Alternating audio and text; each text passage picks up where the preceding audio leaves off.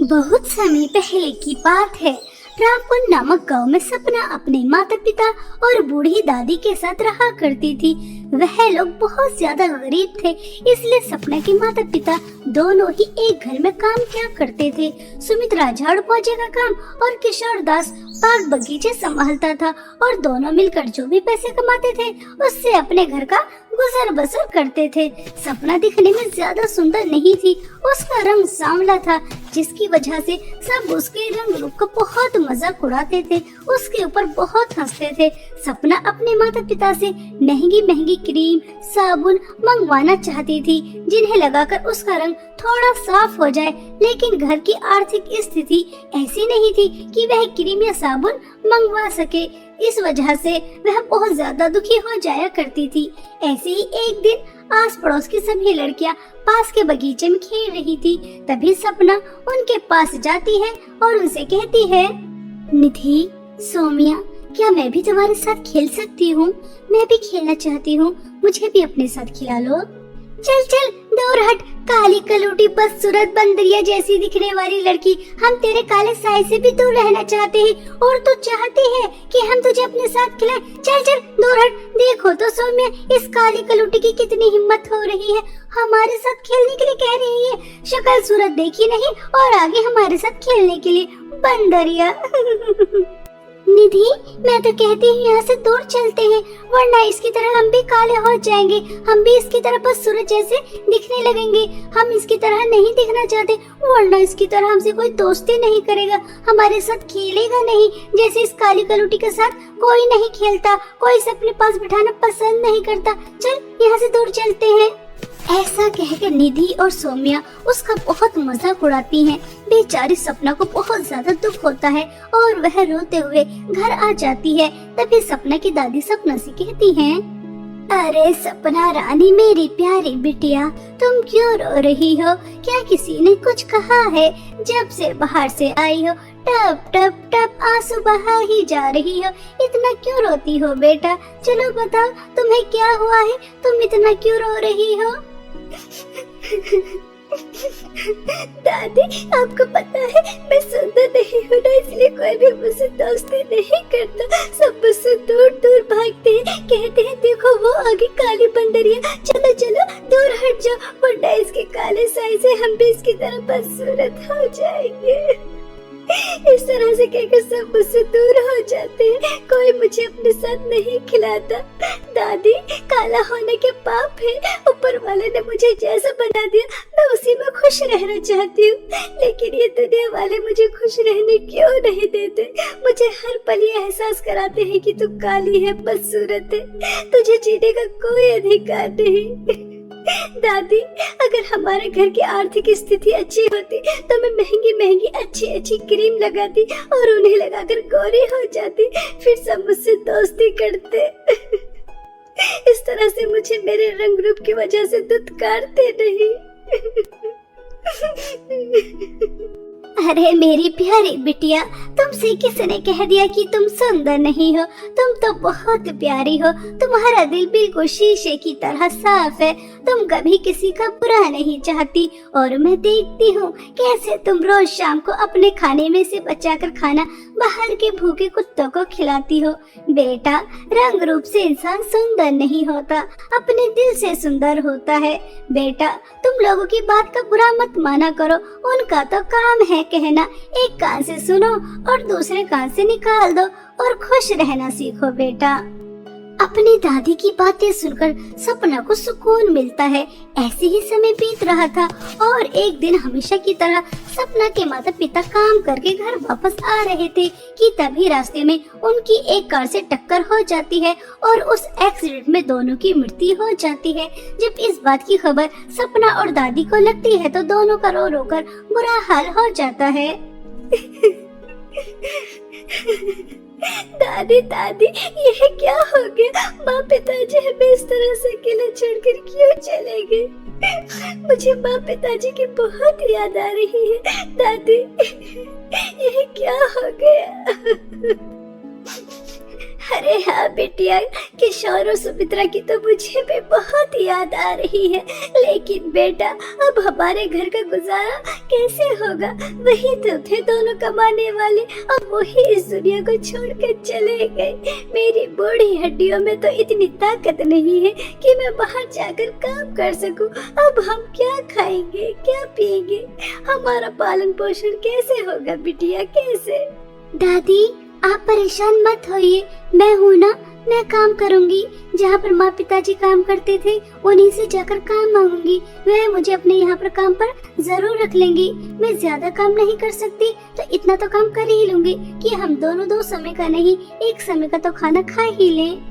ऐसा कहकर सपना जहाँ पर सपना के माता पिता काम करते थे वहाँ चली जाती हैं। वहाँ की मालकिन सुजाता सपना को घर की सफाई के लिए रख लेती हैं। अब सपना सुजाता के यहाँ पर साफ सफाई का काम करने लगती है।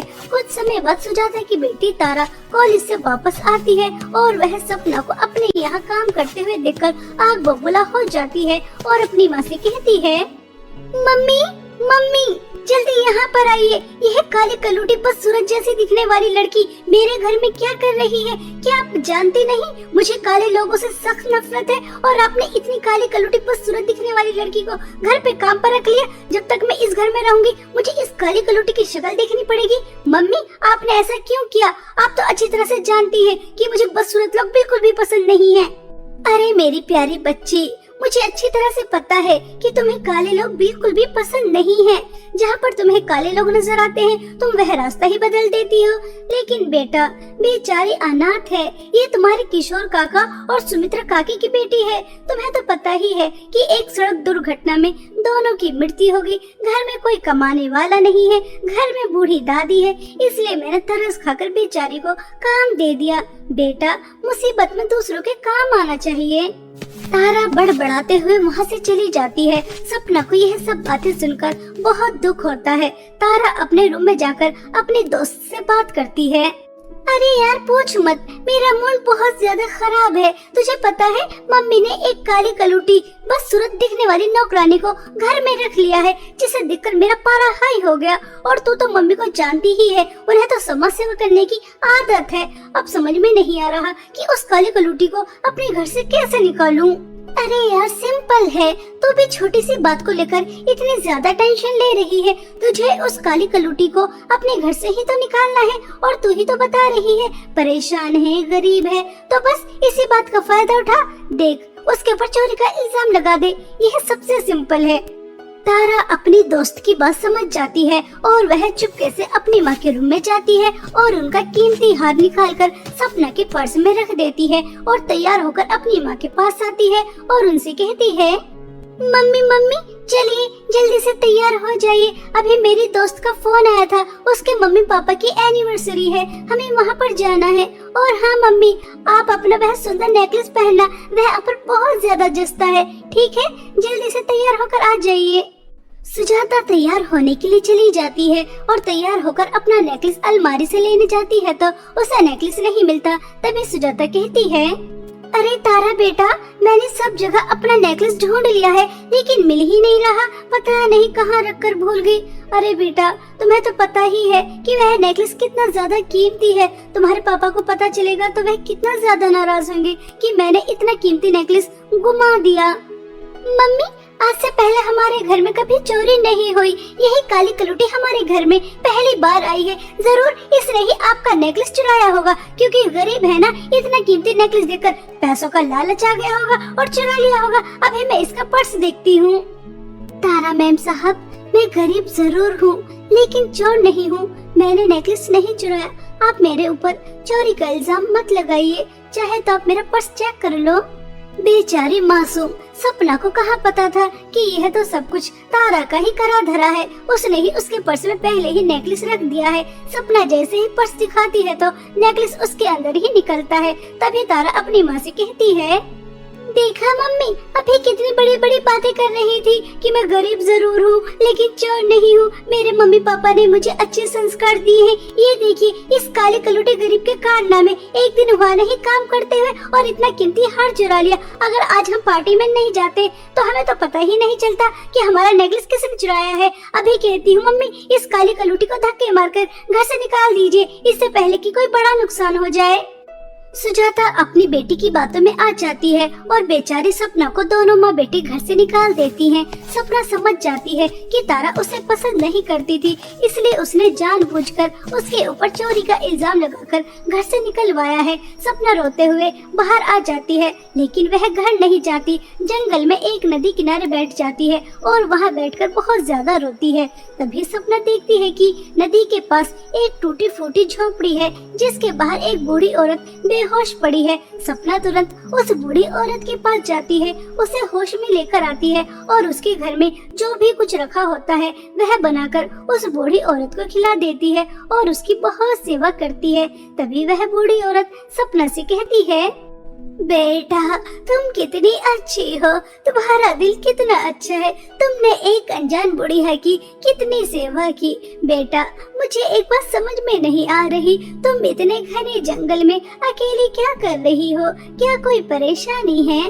उस बूढ़ी औरत की इतना कहते ही सपना उसे अपनी सारी आप बीती बताती है, जिसे सुनकर उन्हें भी बहुत दुख होता है। तभी वह बूढ़ी औरत सपना से कहती है, बेटा तुम्हें उदास होने की जरूरत नहीं है, मैं तुम्हें एक राज की बात बताती हूँ। इस जंगल में जादुई सोने और चांदी के 2 गाउन हैं। वह ऐसे ही किसी की मदद नहीं करते, लेकिन मुझे पूरा यकीन है अगर तुम वहाँ जाओगी तो जादुई सोने और चांदी के गाउन तुम्हारी मदद जरूर करेंगे। जाओ बेटा, वहाँ चली जाओ। बूढ़ी औरत की बातें सुनकर सपना खुश हो जाती है और वह तुरंत जंगल में उस जगह पर पहुंच जाती है जहां पर जादुई सोने और चांदी के 2 गाउन थे। तभी वहां जाकर सपना उनसे कहती है, जादुई सोने और चांदी के गाउन, मुझे आपकी जरूरत है। मुझे यहाँ पर एक अम्मा ने भेजा है, कृपया करके मेरी मदद करो। सपना, मैं जादुई सोने का गाउन हूँ, अगर तुम मुझे पहन लेती हो तो तुम दुनिया की सबसे ज्यादा सुंदर लड़की बन जाओगी और तुम्हारे सामने सोना, हीरे, पैसा ही पैसा आ जाएगा। तुम्हें किसी चीज की कोई कमी नहीं होगी। लेकिन जादुई सोने के गाउन का जादू पाने के लिए तुम्हें मुझे 2 हिरण लाने होंगे, जिनका खून पीकर मैं तुम्हारी मदद कर पाऊंगा।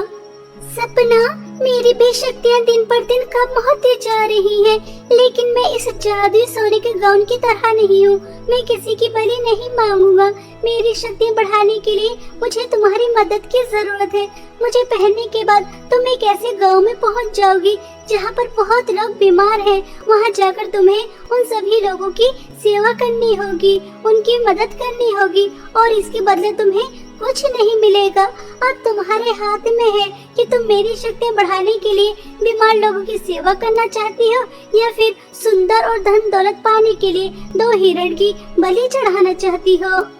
मैं इतनी स्वार्थी नहीं हूँ कि अपनी सुंदरता और अपनी जरूरतों को पूरा करने के लिए किसी की जान लूं। मैं किसी की बलि वली नहीं चढ़ाने वाली, बल्कि जादुई चांदी के गाउन को पहनकर अगर मैं किसी के काम आ सकती हूँ तो मैं यह पुण्य का काम जरूर करूँगी। जादुई चांदी के गाउन, मैं आपकी मदद करूँगी और आपकी मदद से उन सभी गांव वालों की जो बीमार है, मैं धन दौलत का लालच नहीं करूँगी, क्योंकि लालच बहुत बुरी बला होती है। ऐसा कहकर सपना जैसे ही जादुई चांदी का गाउन पहनती है तो वह बहुत ही ज्यादा सुंदर हो जाती है, बिल्कुल परियों की तरह, और उसके सामने धन दौलत का अंबार लग जाता है, जिसे देखकर सपना चौंक जाती है। तभी जादुई चांदी के गाउन से आवाज आती है, सपना, तुम्हें हैरान होकर देखने की जरूरत नहीं है, हम तो बस तुम्हारी परीक्षा ले रहे थे। तुम बहुत अच्छी हो, तुम्हें पैसों की कितनी ज्यादा जरूरत थी और पैसों से भी ज्यादा तुम्हें सुंदरता की भी कितनी ज्यादा जरूरत थी, लेकिन फिर भी तुमने सुंदरता और पैसों के लालच में आकर किसी की बलि नहीं चढ़ाई। तुमने दूसरों की मदद करनी चाहिए। हम तो बस तुम्हारी परीक्षा इसलिए ही ले रहे थे कि तुम कैसी हो। अब तुम अपनी परीक्षा में पास हो गई। अगर तुम जादुई सोने का गाउन चुनती तो तुम्हें यहाँ से कुछ भी नहीं मिलता। जादुई चांदी के गाउन की बातें सुनकर सपना बहुत ज्यादा खुश हो जाती है और सपना वह सारी धन दौलत लेकर अपने घर आ जाती है और अपनी दादी को यह सब बताती है, जिसे सुनकर दादी भी बहुत ज्यादा खुश हो जाती हैं। सपना और उसकी दादी बहुत ज्यादा अमीर हो जाती हैं। इस तरह से सपना के अच्छे स्वभाव की वजह से उसे जादुई चांदी का गाउन मिला, जिसकी मदद से उसे सुंदरता भी मिल गई और धन दौलत भी, जिसकी वजह से वह अपनी दादी के साथ एक हंसी खुशी जीवन बिताती है। एक समय की बात है, सावित्री नाम की एक औरत अपनी 3 बेटियों के साथ विजयनगर नाम के गांव में रहा करती थी। सावित्री का पति मोहन सेठ के खेतों में काम किया करता था और उसके कमाए हुए पैसों से ही सावित्री का पूरा घर चलता था। परंतु छोटी उम्र से ही काम करने के कारण वो बहुत कमजोर हो चुका था। इसलिए एक दिन जब वो खेतों में काम कर रहा था तो अचानक ही उसे चक्कर आते हैं और थोड़ी ही देर बाद उसके अचानक ही मृत्यु हो जाती है। सावित्री को जब ये बात पता चलती है तो उसकी तो पूरी दुनिया ही उजड़ जाती है।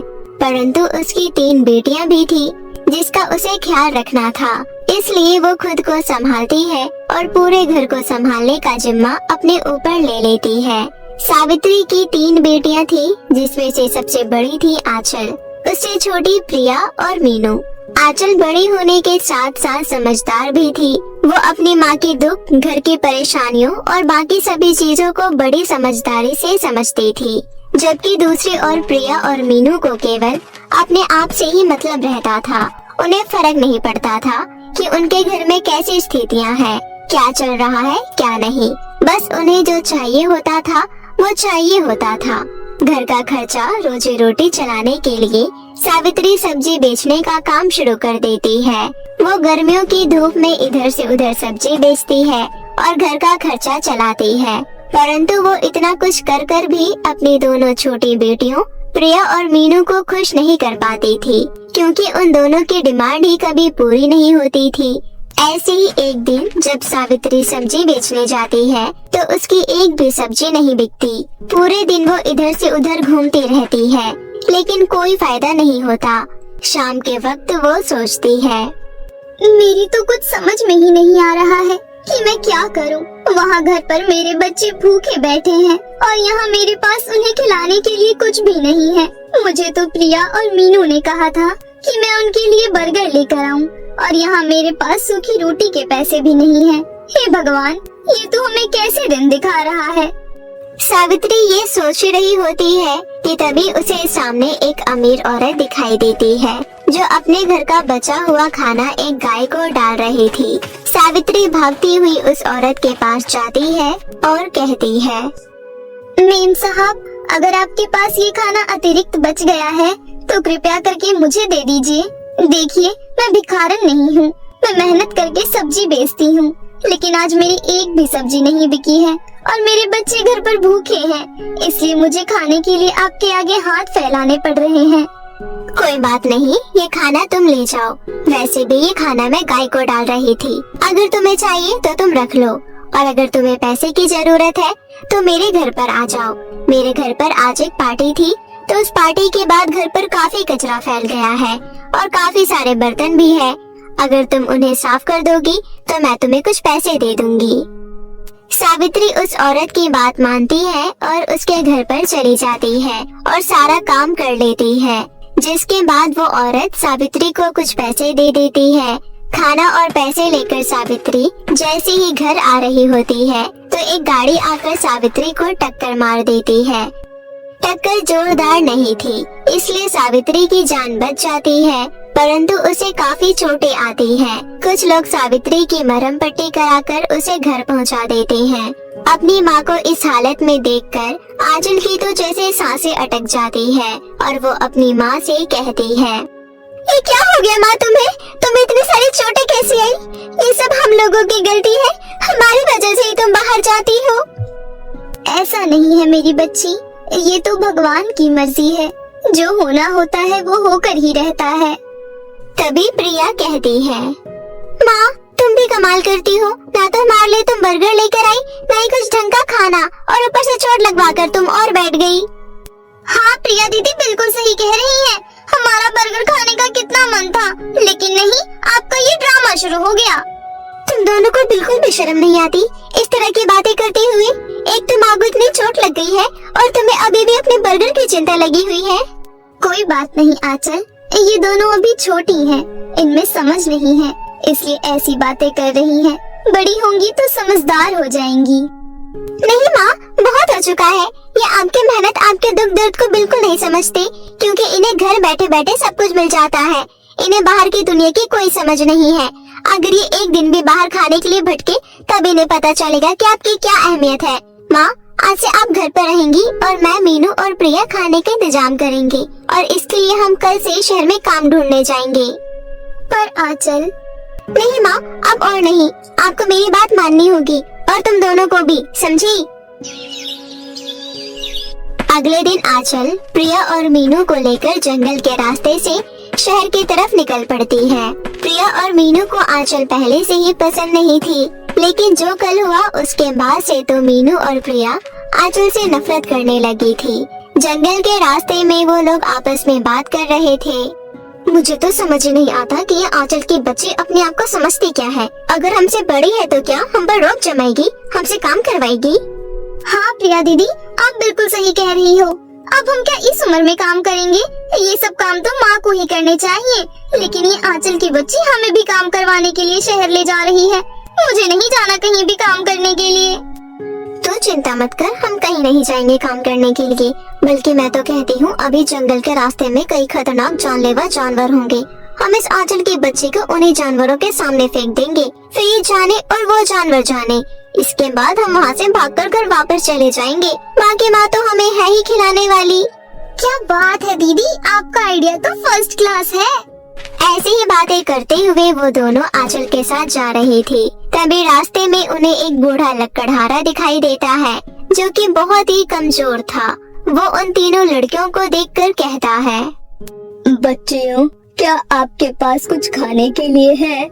मैं बहुत भूखा हूँ, मैंने बहुत दिनों से कुछ नहीं खाया, मेरी मदद कीजिए। उस बूढ़े लकड़हारे की बात सुनकर प्रिया कहती है, अरे अगर हमारे पास खाने के लिए होता तो हम काम करने के लिए क्यों जाते? बड़ा या खाना मांगने वाला, खुद कमा कर नहीं खा सकता है क्या? प्रिया, अगर हमारे पास खाने के लिए नहीं है तो तुम इन्हें प्यार से भी मना कर सकती हो। इस तरह से भड़कने की क्या जरूरत है? बाबा, हमारे पास आपको देने के लिए कुछ भी नहीं है, कृपया करके हमें माफ कर दीजिए। हम अभी शहर जा रहे हैं, अगर हमें कुछ खाने के लिए मिलता है तो आते वक्त हम आपको देते हुए जाएंगे। ऐसा कहकर आंचल आगे बढ़ जाती है। कुछ दूर आगे बढ़ने पर मीनू और प्रिया को झाड़ियों के पीछे कुछ बाघ आपस में लड़ते हुए दिखाई देते हैं। तभी वो दोनों आंखों से इशारा करती हैं और झाड़ियों के अंदर आंचल को धक्का दे देती है और वहाँ से भाग जाती है। बेचारी आंचल जैसे तैसे वहाँ से अपनी जान बचाकर निकल जाती है और तीन नदी वाले किनारे के पास आकर पहुँचती है, जहाँ उसे मीनू और प्रिया दिखाई देती है। वो उनसे कुछ बोलने जा ही रही होती है कि तभी वहाँ पर एक परी प्रकट होती है और कहती है, आप तीनों का यहाँ पर स्वागत है। मैं इन तीन जादुई नदियों की परी हूँ। मैं लोगों की मदद करती हूँ और आपकी भी करना चाहती हूँ। आप जो अपने सामने ये तीन नदियाँ देख रही हैं, इनमें से पहली नदी हीरो से भरी हुई है, जो बहुत ही ज्यादा अनमोल है। दूसरी नदी सोने और चांदी का भंडार है तथा तीसरी नदी में बहुत ही जरूरतमंद लोग हैं, जिन्हें सेवा करने के लिए किसी की जरूरत है। आप लोग अपनी इच्छा अनुसार किसी भी नदी को चुन सकती हैं और उसके नाव में बैठकर आप इस नदी में प्रवेश कर सकती हैं। हीरे बहुत ही कीमती होते हैं और वो मुझे बहुत पसंद भी है, इसलिए मैं तो हीरे वाली नदी को ही चुनूंगी। सोने चांदी में तो मैं इस पूरी दुनिया को खरीद सकती हूँ, इसलिए मैं दूसरी यानी कि सोने चांदी वाली नदी को चुनती हूँ। सोना चांदी हीरे जवाहरात तो सब यही रह जाएगा। अगर हमारे साथ कुछ आएगा तो वो है लोगों की दुआएं और उनका आशीर्वाद। इसलिए मैं लोगों की मदद करना चाहती हूँ और मैं तीसरी नदी को चुनती हूँ।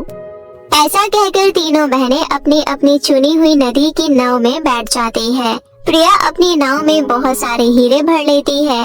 दूसरी तरफ मीनू अपनी नाव में सोने और चांदी का भंडार कर लेती है। इतना सब कुछ अपने नाव में भरने के कारण उन दोनों की नाव असंतुलित होकर नदी में ही गिर जाती है और वो दोनों डूबकर वहीं मर जाती है। वहीं तीसरी ओर जब आंचल सेवा करने के लिए लोगों को ढूंढती है तो उसे अपनी नदी में केवल धन दौलत, पैसे, हीरे जवाहरात ही मिलते हैं। आंचल नदी की तरफ से मिले उन हीरे जवाहरातों को लेकर ऊपर आ जाती है, लेकिन तभी वो देखती है कि उसकी दोनों बहनें वहाँ पर नहीं है और वो परी से पूछती है, हे परी, कृपया करके आप मुझे बताएंगी कि मेरी बहन कहाँ है? परी सारी कहानी आंचल को बताती है, जिसे सुनकर आंचल की आंखों में आंसू आ जाते हैं और वो कहती है, हे परी, कृपया करके मेरी बहनों को मुझे वापस कर दीजिए। मुझे ये धन दौलत नहीं चाहिए, मुझे तो मेरी बहनें चाहिए। हाँ, मानती हूँ कि उनसे बहुत बड़ी गलती हुई है, उनके लालच ने ही उन्हें इस मुकाम तक पहुँचाया है, पर आखिरकार वो मेरी बहनें हैं।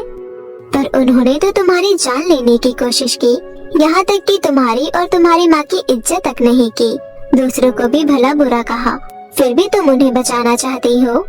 चाहे वो जैसी भी है, पर है तो मेरी बहनें ही ना, और अभी नहीं तो बाद में, पर मैं उन्हें अच्छे से समझा दूंगी, उन्हें ईमानदारी की राह पर चलना सिखा दूंगी। तुम सच में बहुत ही अच्छी हो आंचल, ईश्वर तुम्हारा सदैव भला करे। तुम्हारी इसी अच्छाई के कारण मैं तुम्हें तुम्हारी बहनें वापस लौटाती हूँ। ऐसा कहकर परी अपनी छड़ी उन दोनों नदियों के ऊपर घुमाती है और मीनू तथा प्रिया को वापस जीवित कर देती है।